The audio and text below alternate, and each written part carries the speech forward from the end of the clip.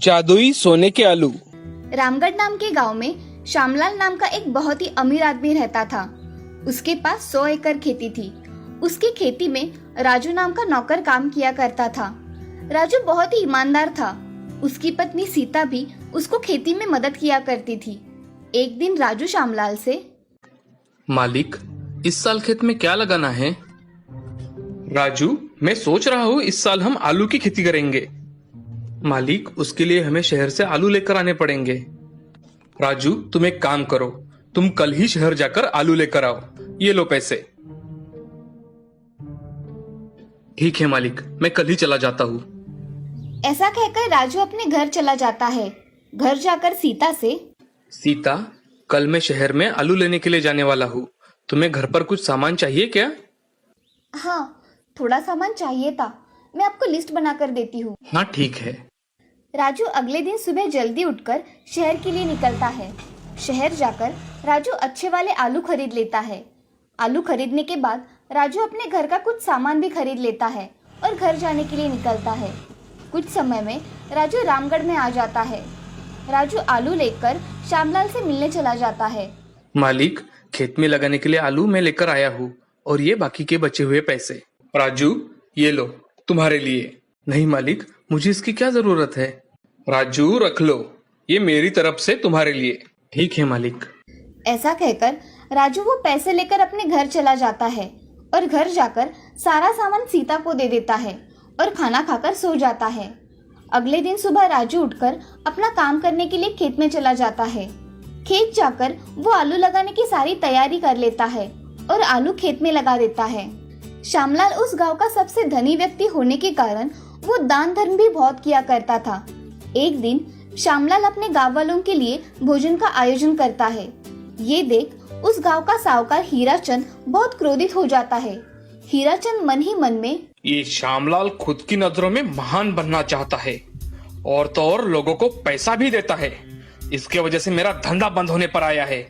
इसके वजह से लोगों में मेरी कीमत भी कम हो रही है।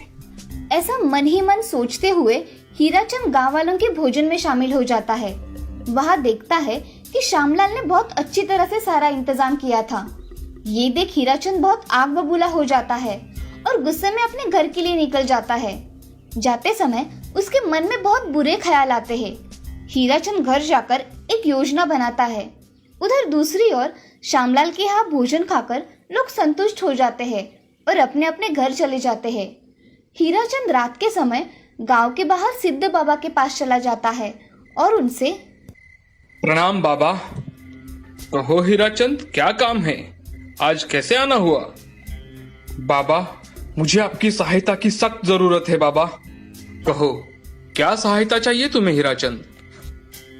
बाबा, श्यामलाल की वजह से मेरे साहूकारी का धंधा ही नहीं चल रहा। मुझे उसको बर्बाद करना है बाबा। सिद्ध बाबा अपना ध्यान लगाकर देखते हैं और वो आंखें खोलकर हीराचंद से, हीराचंद, श्यामलाल ने इस साल खेतों में आलू लगाए हैं। ये भस्म लो और उसके खेतों में छिड़क कर आओ, जिससे उसके सारे खेत जल जाएंगे। ऐसा कहकर सिद्ध बाबा हीराचंद को भस्म देते हैं। वो भस्म हीराचंद अपने पास लेकर सिद्ध बाबा के पैर पड़कर आशीर्वाद लेता है। बाबा, अब मैं चलता हूँ। मुझे उसके खेत में जाकर ये भस्म भी तो डालना है। जाओ हीराचंद। ऐसा कहकर हीराचंद वहाँ से श्यामलाल के खेत के पास चला जाता है। हीराचंद अपनी पोटली में से भस्म निकालकर सभी खेत में डाल देता है और अपने घर चला जाता है। सुबह जब राजू खेत में काम करने के लिए आता है तो उसे सारा खेत सूखा हुआ दिखाई देता है। तभी वो मन में, ऐसा कैसे हो सकता है? कल शाम तक तो खेत अच्छा था, ये अचानक क्या हो गया? राजू दौड़ते हुए श्यामलाल के पास चला जाता है और श्यामलाल से, मालिक, हमारे खेत में लगाए हुए सारे आलू के पौधे सूख गए हैं। कल शाम को मैं गया था तो सब अच्छा था। आज सुबह जाकर देखा तो सब सूखा हुआ है। क्या हुआ क्या पता मालिक। उसकी बातें सुन श्यामलाल राजू से, अरे, ऐसा कैसे हो सकता है?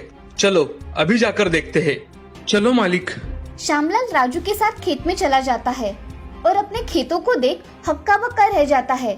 उसका अपनी आंखों पर विश्वास ही नहीं होता। तभी श्यामलाल राजू से कहता है, अरे राजू, ये आलू के सारे पौधे तो जल गए हैं। अब इनका कोई उपयोग नहीं है। जाओ घर जाकर ट्रैक्टर लेकर आओ और सब जमीन खोद डालो। जी मालिक। ऐसा कहकर राजू श्यामलाल के घर से ट्रैक्टर लेकर आता है और खेत में चलाने लगता है। तभी उसकी नजर आलू के खेत पर पड़ती है। उसे कुछ चमकता हुआ दिखाई पड़ता है। तभी राजू ट्रैक्टर से उतरकर देखता है कि उसके सारे आलू के पौधों को सोने के आलू लगे हुए हैं। वो देखकर राजू जोर जोर से चिल्लाने लगता है, मालिक, मालिक! अरे क्या हुआ राजू, क्यों चिल्ला रहे हो? राजू अपने हाथ में सोने के आलू लेकर आता है और श्यामलाल को दिखाता है। श्यामलाल उसके हाथ के आलू लेकर, अरे ये तुम्हें कहाँ से मिले? मालिक, ये हमारे खेत से निकले हैं। मालिक देखिए ना, मुझे लगता है ये सोने के आलू है। दिखाओ, देखने दो मुझे जरा। ऐसा कहकर श्यामलाल ने सोने के आलू अपने हाथ में लेकर देखे तो वो सच में सोने के आलू थे। उन्हें देख श्यामलाल बड़ा खुश हो गया और राजू से, राजू एक काम करो, खेत के सारे आलू निकाल कर देखो। जी मालिक। ऐसा कहकर राजू ट्रैक्टर से सारे खेत के आलू निकालता है। सारा खेत सोने से चमक रहा था। राजू उन सब आलूओं को घर लेकर आता है और श्यामलाल से, मालिक, हमारे खेत से 4 ट्रॉली सोने के आलू निकले हैं। राजू ये सब अपने घर में रख दो, हम इसे पूरे गांव में बांटेंगे। जी मालिक। अगले दिन सारे गांव में ये खबर जैसे आग की तरह फैल गई कि श्यामलाल के खेत में सोने के आलू निकल आए हैं। ये खबर हीराचंद के कानों पर पड़ी तो हीराचंद आग बबूला हो उठा और सिद्ध बाबा के पास जाकर, बाबा, आपने जो मुझे भस्म दिया था उसकी वजह से श्यामलाल के खेत में तो सोने के आलू बन गए हैं। हीराचंद, मैंने वो भस्म उस पौधों को मारने के लिए दिया था, लेकिन उसके पुण्य कर्मों की वजह से उसे उस खेत में सोने के आलू मिले। अब तुम भी अच्छे कर्म करो और लोगों की दुआएं लो। हीराचंद को अब अपनी गलती का एहसास हो गया कि वो कितना लालची था और श्यामलाल उसके पास सब होकर भी उसे थोड़ा भी लालच नहीं था। हीराचंद अब अपने घर चला जाता है और श्यामलाल सभी गांव वालों को एक एक सोने का आलू बांट देता है और राजू को एक बोरी सोने के आलू दे देता है। इस तरह से श्यामलाल और अमीर बन गया और कभी भी उसने अपने संपत्ति का घमंड नहीं किया। इस कहानी से हमें ये सीख मिलती है कि जिंदगी में कभी भी किसी से ईर्ष्या नहीं करनी चाहिए और हमेशा अच्छा वर्तन करना चाहिए। वो कहते हैं ना कि कर भला तो हो भला।